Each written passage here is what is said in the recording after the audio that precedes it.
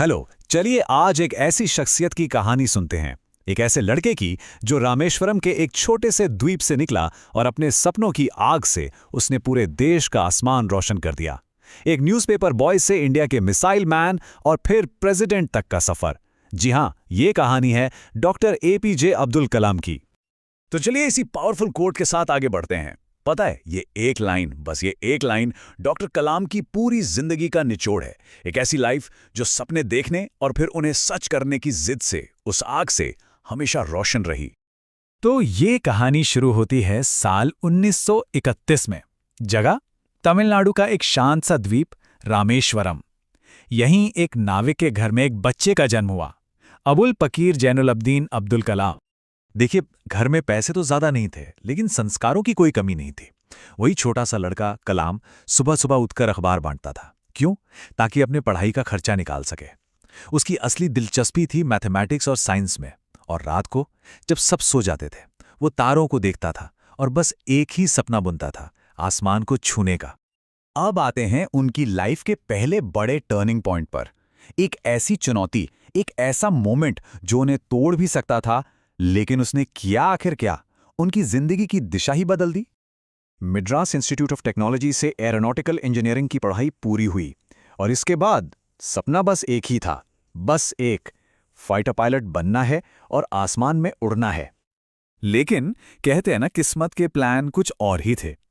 Air force की interview में उनकी रैंक आई 9th और पता है पोजीशंस कितनी थी? सिर्फ 8। जरा सोचिए, एक रैंक से जस्ट 1 स्पॉट से सपना टूट गया। कितना दिल टूटा होगा। पर उन्होंने हार नहीं मानी।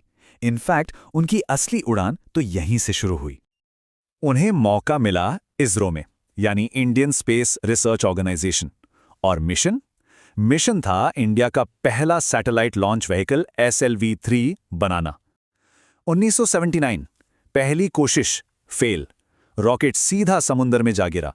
पूरी टीम टूट चुकी थी, लेकिन कलाम ने हिम्मत नहीं हारी और ठीक 1 साल बाद 1980 में रोहिणी सैटेलाइट को सक्सेसफुली ऑर्बिट में प्लेस कर दिया गया।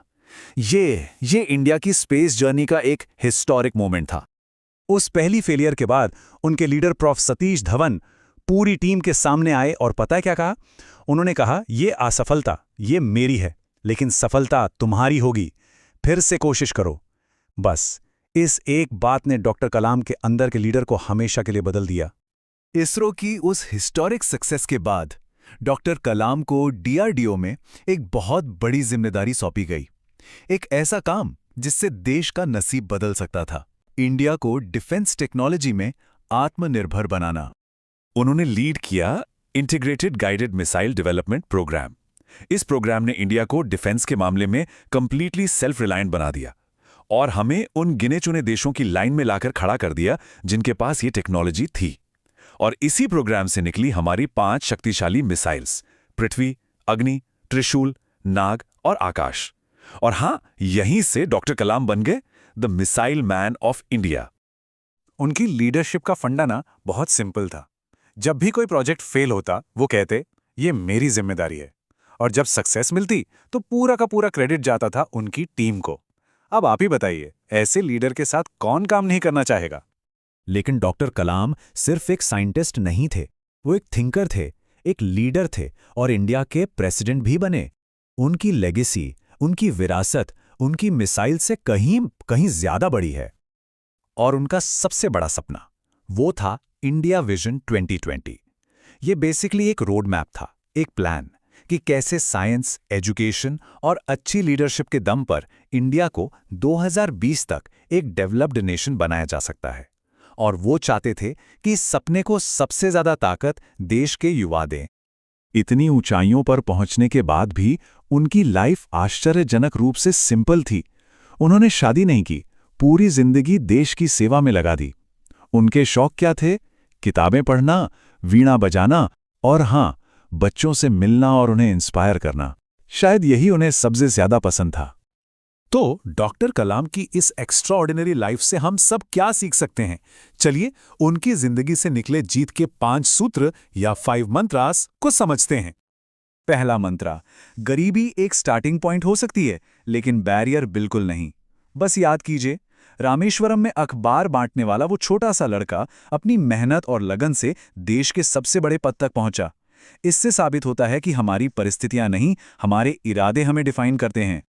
दूसरा मंत्र, फेलियर का मतलब एंड नहीं है, बल्कि ये एक और अपॉर्चुनिटी की शुरुआत है। जब फाइटर पायलट बनने का सपना टूटा तो उन्होंने इंडिया को स्पेस तक ले जाने का रास्ता बना दिया।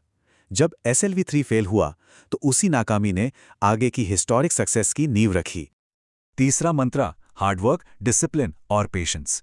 इसरो और DRDO में उनके 10 साल, हर दिन, हर प्रोजेक्ट पर उनका जो डेडिकेशन था, वो इसी बात का सबूत है। सच तो यह है कि बड़े सपनों को पूरा करने का कोई शॉर्टकट होता ही नहीं। चौथा मंत्र, सच्ची लीडरशिप का मतलब है फेलियर की जिम्मेदारी लेना और सक्सेस का क्रेडिट टीम को देना।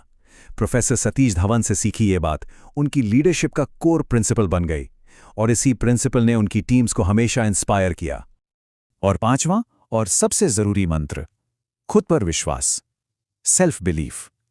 जब एयरफोर्स में सिलेक्शन नहीं हुआ या जब रॉकेट समुंदर में डूब गया, तब बस यही आत्मविश्वास था जिसने उन्हें टूटने नहीं दिया। याद रखिएगा, हर बड़ी उड़ान की पहली शर्त यही विश्वास है। डॉक्टर कलाम की आग ने, उनकी विंग्स ऑफ फायर ने पूरे देश को एक राह दिखाई। अब उनकी कहानी हम सब के लिए एक सवाल छोड़ जाती है कि आपके सपनों में कितनी आग है।